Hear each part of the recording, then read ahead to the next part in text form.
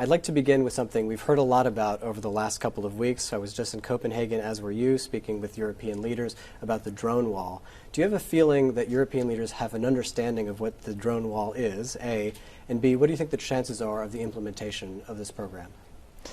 I think the idea is very just raw, if I may say so, because no one really knows all the details, but we are really welcoming the idea, because we have been speaking with Commission for quite a time, and we have experienced drone attacks on territory of Latvia. But as we see, drones doesn't care about borderlines, and as well Russia and Belarus doesn't care about borders as such. So we really need to cooperate together with other European countries, because now the drone threats are reaching not just Baltic states but Copenhagen, other countries of Europe, and I think we are ready to give an expertise on this idea, because we have already put some of drone not industries, but drone capabilities on our country. We are working together with Ukrainians. We have a good cooperation with them.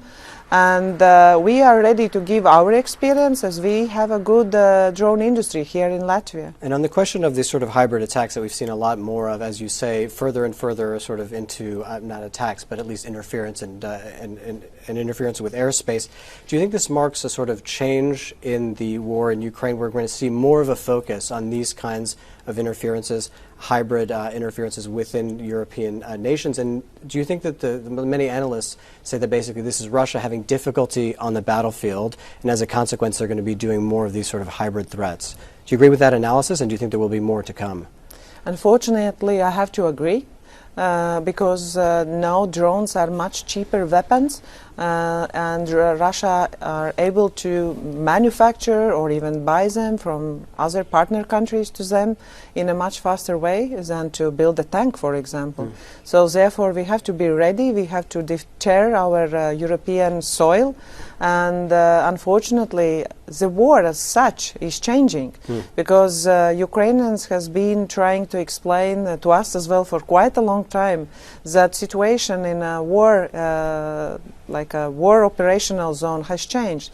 There has been Shahed drones already flying over Ukraine for quite a long time, and we have to learn from lessons Ukrainians are providing to us. And so Russia's tactics are sort of changing. How should NATO's tactics change in response to that, as someone who's bordering both, not just Russia, but also Belarus? We as well, we have to be prepared for those new challenges, and we still need those operational plans which NATO has prepared already. There are capabilities what we need to do, but as well we need to adjust to this new situation of electronic warfare, and as well to the situation with drones. Does that mean bringing more air power into, Yes. for example, Latvia? But not only air, Yeah. drones can be under the sea as Sure. well. So it means we have to be more able to do more in new technologies, which are much cheaper, much easier to be produced in a much faster way. So those all complex situations should be taken into account, and we need to adjust our armed forces as well as our NATO plans and European plans. And has more NATO power, air power or otherwise, been moved into Latvia over the last few weeks in response to this? As you may know, when we had the shadow fleet, scandals, I may say, we established Baltic sentry within NATO, and now with the drone incidents we have a eastern flank sentry, which are NATO forces here, more present than Baltics, but not only in Baltics, as well as Poland is covered, the eastern flank, and I believe it's a very good signal for our enemies that don't come here. We are prepared. Are you discussing to have more moved in over the next few weeks? We are discussing, but we are doing as well our homework to be prepared more of drone attacks. And we have bought some very good system, acoustic system, like a library who can detect the sounds of drones from Ukrainians as well. And much has been made, of course, of the difference between deterrence and escalation. We've seen, obviously, the violation of Estonian airspace recently by Russian jets. President Trump said that NATO should be shooting down jets. Even Orban has said we should be shooting down drones here on the European side. Is that deterrence or is that escalation? It depends from the situation, because they are not thinking about our laws and international regulations. We always have to take into account that Russians will always try to broaden the borders of what they can do. but they will try to tighten our borders. So we have to be ready as well to answer in a certain way.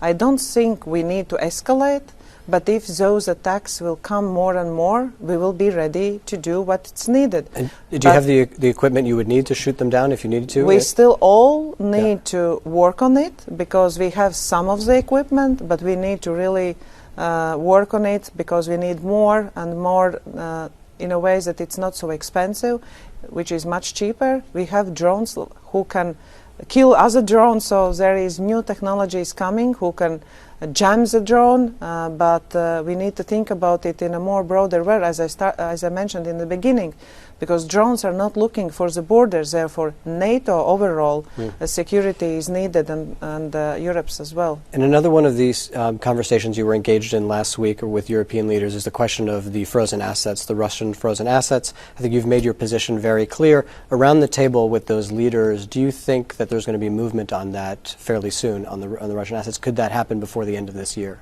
You know, I will say that I have seen developments here. Because previously, sure, there were so many legal issues and as well financial issues which we needed to resolve. Now when the Commission has put the proposal on the table, Belgium government has asked for many answers, and we need to prepare them. Commission need to prepare those answers, as well as the countries need to decide, are they ready to be as a part of guarantees for Belgium government, because I really and fully understand Prime Minister of Belgium that he cannot be left alone, who can guarantee the amount, which could be then passed as an immobilized asset amount.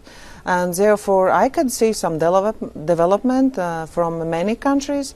I'm not sure yet there will be agreement from all of the countries, because the discussion should be followed up in upcoming UCO summit end of October. And beyond the Russian assets, what's the path forward in Ukraine? You've seen over obviously the last couple of days now, more than half of Ukraine's gas infrastructure has been either damaged or immobilized. What's the path forward from the European perspective? We have a coalition of willing. We are participating in a Pearl initiative. Ukraine still needs some of the military equipment which only US can provide, so it means we really have to work on many areas. We have to work together with United States as our transatlantic partner to provide to Ukraine. We need to work on integration of Ukraine into Europe, because that's one of their security guarantees. We need to work on immobilized assets, how we can finance Ukrainian army, as well as work on bilateral agreements, because we as well are looking to open Ukrainian military industry here in Latvia to help Ukraine to divide their risks. And there is so many opportunities how we can help Ukraine, because Ukrainians are open, and they are as well open to provide some security guarantees as well for Europe, as we saw in Copenhagen. And you talked there about the American hardware. You've just spoken in a speech saying that Latvia will hit 5% next year of spending. How much of that money will be spent in the United States? And is that very important to keep the Trump administration engaged with the Baltics? I will not say like the exact number, but one part of those numbers will be bought from United States, because we have bought our equipment already some time ago, and it's quite a big money for our air defense, and that is coming from United States. And just one final question about some difficulties politically within the European Union. You know, the French government's falling every couple of weeks. There are a lot of big plans about collective action in Europe. How difficult is it to make progress on those kinds of plans when you have political instability within Europe, but also you have a sort of blocking nation within that? Politics is not easy at all, and decisions we need to make in a very turbulent situations are not the easy ones. But unfortunately, society is demanding an easy solutions or easy responses from the governments in very, very complex situations. So therefore, we have to be responsible, and I believe Latvian government is responsible. But I have spoken to many colleagues across Europe, and many of our prime ministers has been through dismissal votes, so it means the situation is up and down, but still Europe as such together need to make responsible decisions, and we have to adjust the situation as it is. And just a final point on that, making responsible decisions within Europe. There's been a debate about potentially finding a way to go from unanimity to qualified majority votes within the European Union. As a country that is one of the smaller countries within the European Union who could potentially feel threatened for that, but also one who's feeling the difficulties of those who are blocking the system currently, where do you stand on that debate? It's not like a black or white answer to that question. It depends on which questions should there be qualified majority. I believe maybe on sanction lists there could be some changes, but not to all situations. So therefore it will be the question which we will need to address, but let's see, maybe the situation will change in some of the countries who is blocking us.